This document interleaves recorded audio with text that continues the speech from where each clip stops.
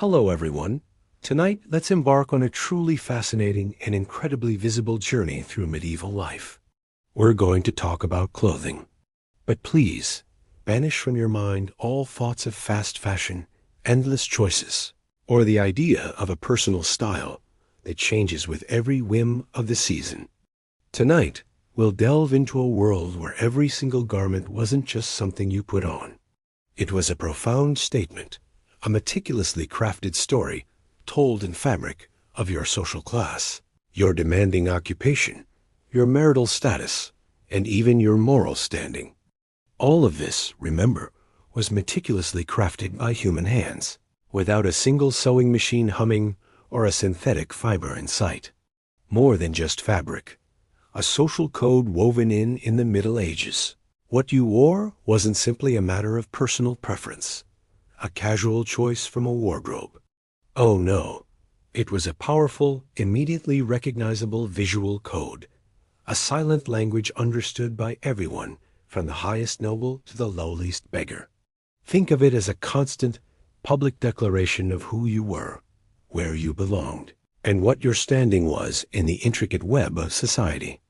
Sumptuary laws, though often challenging to enforce perfectly across vast fragmented kingdoms, even explicitly dictated what certain classes of people were allowed to wear, strictly reserving luxurious items like specific vibrant colors, rare furs, or elaborately woven fabrics exclusively for the nobility.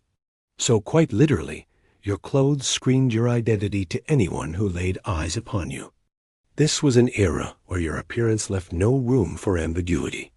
The humble threads, the enduring attire of the peasantry. Let's begin our exploration with the vast majority of the population, the common peasant. Their clothes were, above all else, practical, relentlessly durable, and designed to withstand ceaseless, back-breaking labor and the unforgiving elements. Imagine a peasant man in a simple, loose-fitting tunic, typically fashioned from undyed, coarse, scratchy wool or linen. This would usually extend to roughly mid-thigh or knee length, allowing for freedom of movement in the fields. Beneath it, for modesty and warmth, he'd wear simple linen bries, essentially medieval underwear.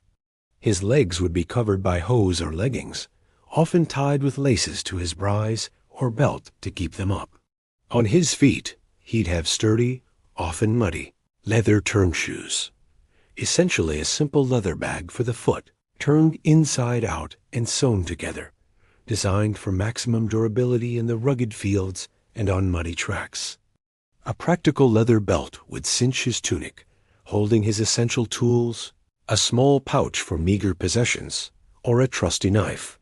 For warmth against the biting wind or protection from driving rain or harsh sun, he might drape himself in a simple, undyed wool cloak, perhaps hooded, or a functional chaperon. Colors were severely limited to earthy, muted tones. Browns from local dyes, grays from undyed wool, undyed whites, and perhaps a simple blue or dull red derived from readily available, inexpensive plant dyes. His clothes weren't fashion statements. They were patched, darned countless times, and worn until they literally fell apart at the seams, often then repurposed as rags for cleaning or mending. Every single stitch, every patch, was almost certainly made by hand by the tireless women in his own family, a testament to their domestic skill and the scarcity of resources. A peasant woman would wear a long, simple tunic or gown made of the very same coarse wool or linen, extending to her ankles, a practical garment that provided coverage and allowed for movement. Over this, she might wear a protective apron for daily work around the hearth or in the garden. Her head would almost universally be covered by a wimple, a piece of cloth draped around the neck and chin, or a simple linen veil, signifying both modesty and, more importantly, her married status to anyone who saw her. On her feet, similarly sturdy turn shoes completed her practical ensemble. Her clothing allowed for crucial freedom of movement during work, but offered absolutely nothing in the way of frivolous embellishment. Imagine the constant practicality, the inevitable stains, and the repetitive wear and tear these garments endured, a constant, silent testament to a life of relentless hard labor and essential purpose. The rising status, townspeople and guildsmen, a glimmer of choice, as we ascend the social ladder, moving into the bustling towns and cities. The clothing begins to show more variety, a subtle increase in quality, and a glimmer of burgeoning wealth, particularly among the master craftsmen and burgeoning merchants. Here, one's guild membership often subtly dictated certain styles, materials, or even specific colors that marked them out. A successful master craftsman or a prosperous merchant might now afford richer, more finely woven wools, perhaps, dyed in more vibrant, expensive colors like a deeper red, a true emerald green, or a more sophisticated blue, colors that hinted at the trade connections and increasing prosperity of the urban dwellers. His tunic might be longer, perhaps a more fitted, fashionable cotehardie, worn smartly over his hose, and he might sport a more elaborate belt crafted by a leather guild member, or a larger, well-made purse hanging from his waist, signaling his financial transactions. A merchant's wife, too, would proudly display their rising status through her attire. Her gowns would be made of finer, softer cloth, perhaps with more elaborate sleeves, subtly hinting at their affluence. She might wear a more decorative veil or a simple, elegant headdress, sometimes adorned with small jewels or delicate embroidery, a step up from the peasant woman's simple wimple. Imagine the subtle, unspoken competition in a crowded market square, where success wasn't loudly proclaimed, but quietly, elegantly communicated through the superior quality of one's fabric, the richness of its dye, and the understated elegance of its cut. These garments were still far from ostentatious, but they represented a clear, undeniable step above the peasantry. Crucially, townspeople were able to afford professional tailors, often members of their own guild, who could ensure a much better fit and more fashionable style, further distinguishing them from the homespun clothing of the rural folk. The glittering world, noble attire, a canvas of power now. Let's step into the dazzling, often wildly extravagant, and frankly astonishing world of the nobility. For them, clothing was not just about warmth or covering. It was a direct, unmistakable, and deliberate display of power, immense wealth, and supreme status. Sumptuary laws were specifically enacted to try and reserve certain luxurious items exclusively for them, to maintain the visual hierarchy, but even without these laws, the sheer cost alone ensured their exclusivity. To dress like a noble was to be a noble. A noble lady's gown was a true masterpiece of medieval artistry and conspicuous consumption. Imagine long, flowing gowns made of fabulously expensive, imported fabrics like shimmering silk, plush velvet, or intricate brocade, often richly embroidered with real gold or silver thread that caught the candlelight. Sleeves might be impossibly long and trailing, almost sweeping the floor, or dramatically wide and flowing, utterly impractical for any kind of work, but perfect for grand display and graceful movement. Necklines could be modest and high, or daringly low and revealing, depending on the period and the fashion of the court.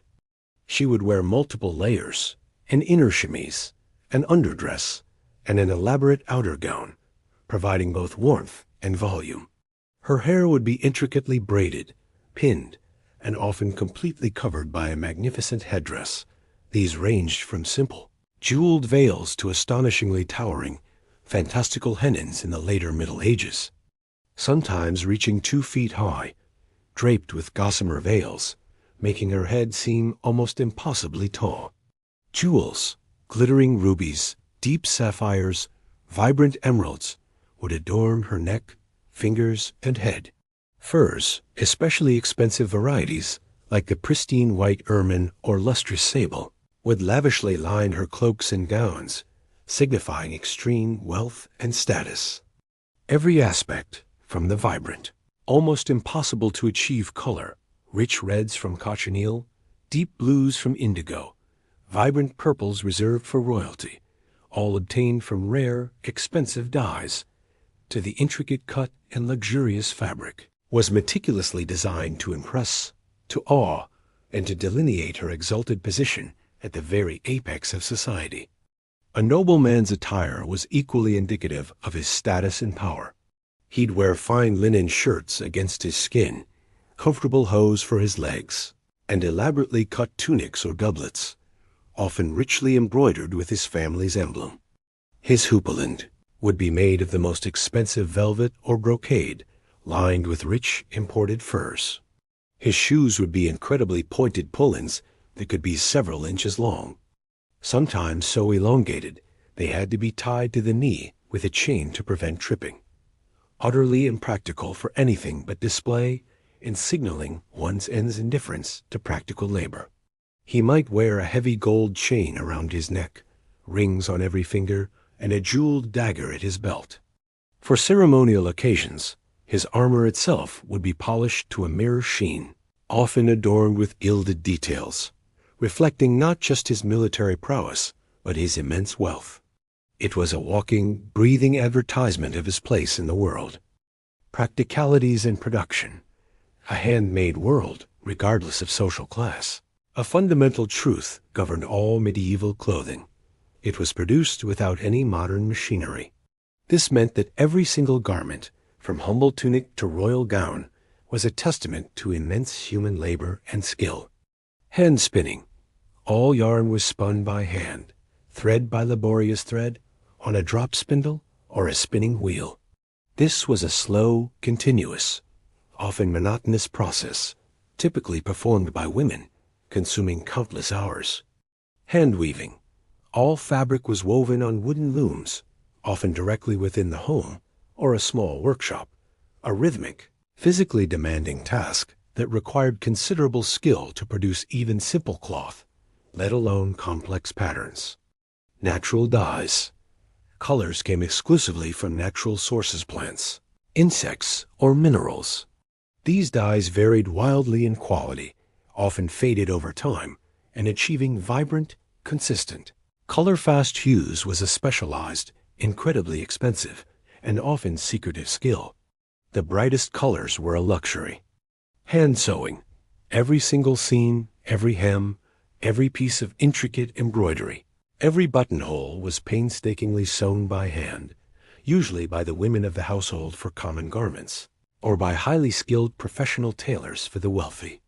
Needles were precious, made of bone or metal, and thread was spun by hand.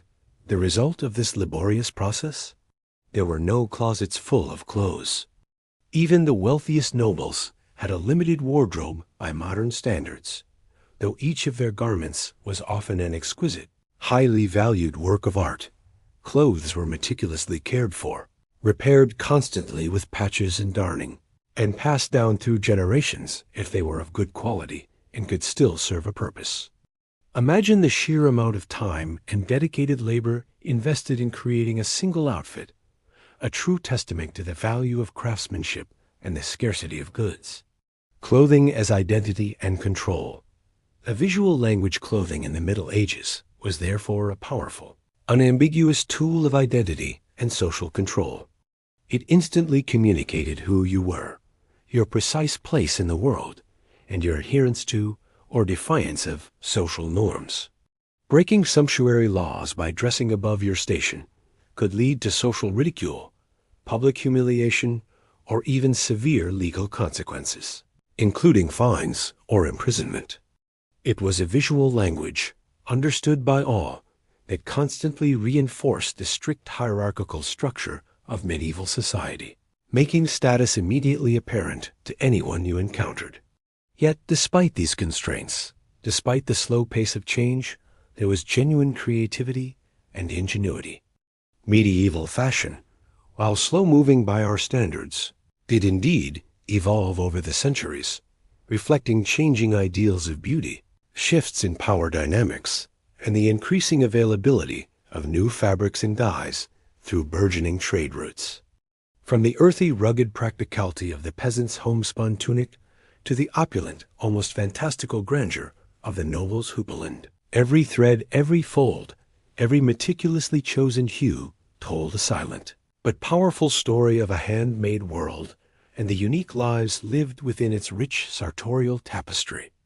These garments were not just coverings. They were statements, traditions, and sometimes quiet acts of rebellion. So as you drift off to sleep, perhaps you can imagine the soft rustle of homespun wool against rough skin, the luxurious shimmer of silk in candlelight, or the quiet, rhythmic hum of a spinning wheel. Imagine a world where every stitch held profound meaning, where your clothes were truly a second skin, proclaiming your unique story to the entire world, without ever needing a single word. Good night.